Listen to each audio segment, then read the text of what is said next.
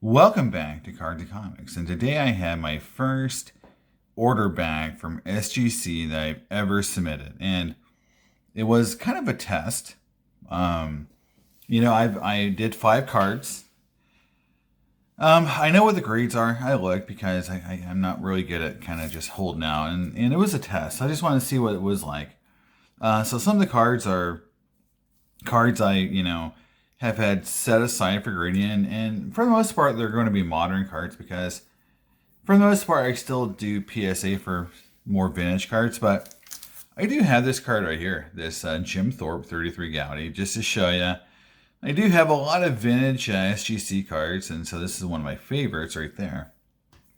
So let's get into the box, show you what I sent in, and I'm pretty happy with the results. I think it is exactly what I was hoping for, and I got, I think, one pretty good surprise, which is great. Nothing was below what I really thought would happen, and I think everything was either at or a little bit above in most cases. So there we go, getting into the box here. Hope you've had a good weekend. I was not able to go any of the card shows. I mean, I'm a long ways away from Atlanta, so that was kind of a crazy idea for me to go to Atlanta.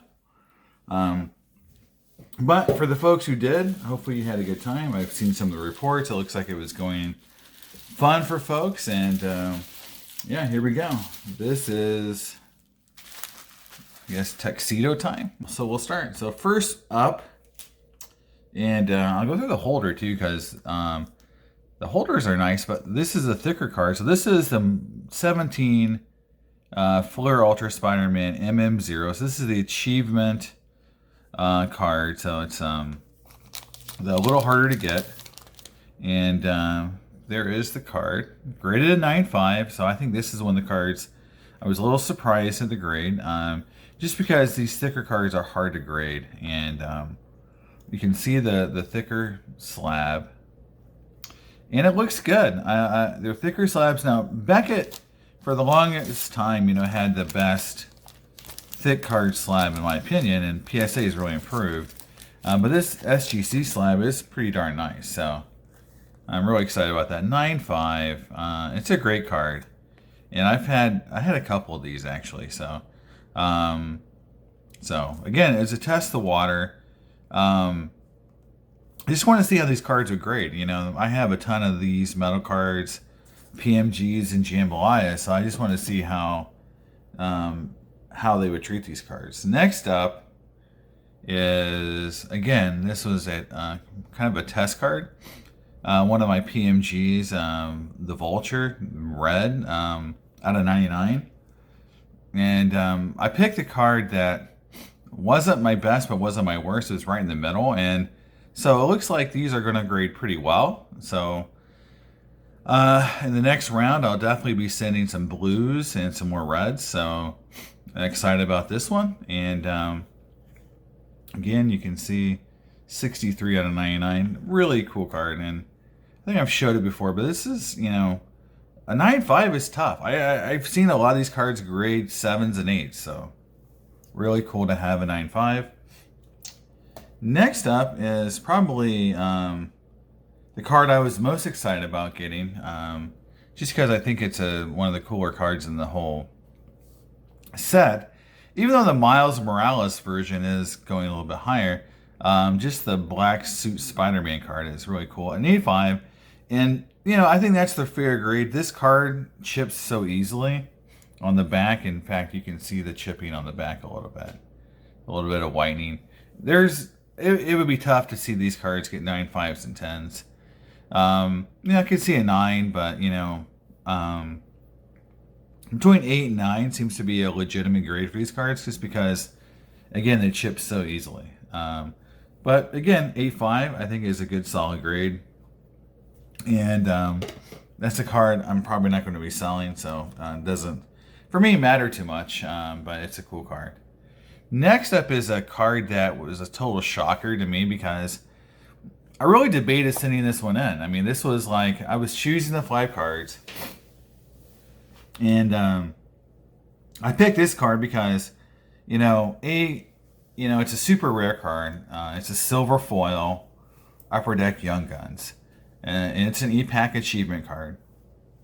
And the reason why I was nervous about it is because they're super duper condition sensitive. Like, you can just look at this card and you'll, scratch it or ding an edge. And I just felt like, would it grade okay? And I looked it over and I thought it was good. And, but you never can tell, what the grade's going to be. And I felt like if it was came back a 9, it would just be like selling it raw.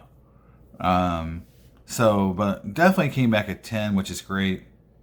And again, there's not a lot of these. I think, I've seen one silver sell on eBay. And so to get the silver, you had to get 5 regular Young Guns and cash them in. And when, the Young Guns at the time were like $150-200. So, you were guaranteed like 1,000 or more. If you were grading them, they were 300 to 400. So it's like, you grade the 5 Young Guns, and that's, guaranteed money, and nobody really knows what these were bringing because they just don't sell very often. Now people caught on to the fact that these are super rare, and I saw one bring pretty good money. That's what inspired me to send it.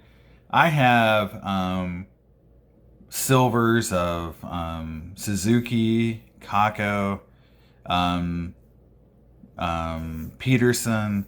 So I've got some more silvers I haven't sent in yet. Now that the fact this one graded so well, it's going to really make me think about sending those in. And this is a big one, so this could be a $3,000 or $4,000 card.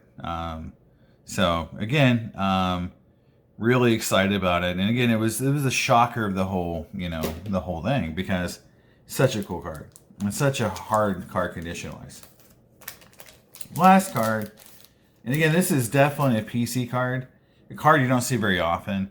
I just want to get it encapsulated, and because I don't think enough people know how hard this card is to get until they try to look to see how many there are on pop reports and graded total. But it's definitely, I think, the 3rd or 4th hardest to get auto, in my opinion, for King Griffey Jr. in the 90s. And it's the retro auto. And this one came back in 8.5, so it's a little off center. And if you look at them in general, they're almost all off center. But it got a 10 auto, and I've seen this auto be terrible, terrible auto. I've seen this auto be really smudged. And when I got this card, it was 100% because of the auto, for one thing. And second thing, it was super rare. So even if it had a janky auto, I still would have probably got it. But the fact this one has such a nice auto is the real reason I grabbed it. And it graded 8.5, which is fine to me. This card is super rare. You just don't see it come up for sale. And will they start counterfeiting this card too? Probably. One of the sad things about the 90s cards I see today is so much of them, I think there's so much counterfeiting going on right now with certain cards that it just kind of, it makes me less excited about the hobby and collecting in general when I see like the 94 Upper Deck Griffey Mano card. There's something going on with that card. So many of them are available recently. Something's going on. And there's a few cards I've pointed at in other videos, but that's one that's really sticking out. There's also another Griffey Chirography auto that's been for sale for a ton. There's a Koufax auto that's being forged quite often. So it just sucks that, cards like this, which are super rare, and eventually if that, keeps happening, people are going to just lose interest in those cards because they can't be trusted. But this one you just don't see very often. And so again, for my personal Griffey collection, this was like a huge piece. In fact, I got it about 3 years ago, and for that year, it was, I think, my best pickup. And I picked up the 93 refractor, a few gold refractors, the precious metals from Preferred, Donner's Preferred first year, like 98 Donner's Preferred. That's a big card. So again, I picked up a few really big ones, but to me, this one is the one that you just don't see very often. And I think aesthetically too, it's one of the nicer looking autos. So. But there you go. That is my 5-card order.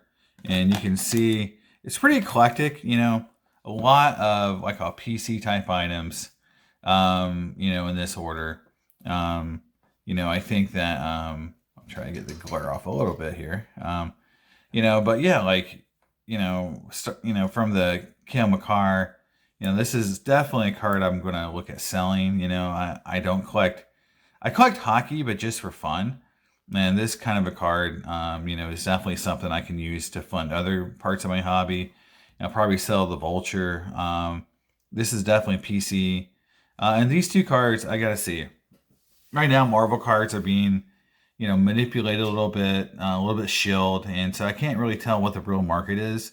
Maybe when some of the reports come back from Atlanta, where you get real physical sales, and how, you know, people are thinking about, you know, the market. I might look at either keeping or moving those cards because, again, I don't have anything in them. These are just cards I got out of packs. I didn't trade. I traded for some, but you know, they're just pack cards. So like, you know, they're like, you know, whatever the pack cost. And so very small buy-in. And so like, if the card was $1,000, now it's $600.